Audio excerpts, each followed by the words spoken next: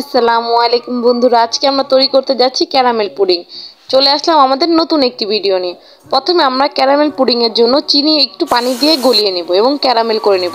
তারপর ক্যারামেলটিকে খুব সুন্দর করে একটি কালার করে নেব। তারপর বিভিন্ন গ্লাসে সেট করে নেব।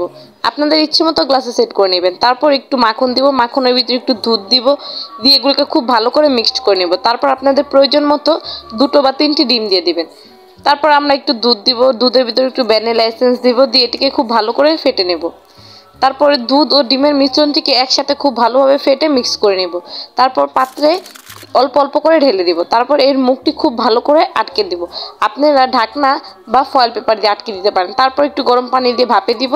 হয়ে গেল আমাদের ক্যারামেল মিল্ক পুডিং। রেসিপিটি ভালো লাগলে আমাদের চ্যানেলে সাবস্ক্রাইব করবেন এবং পাশের বেল আইকনটি ক্লিক করে আমাদের সাথেই থাকবেন।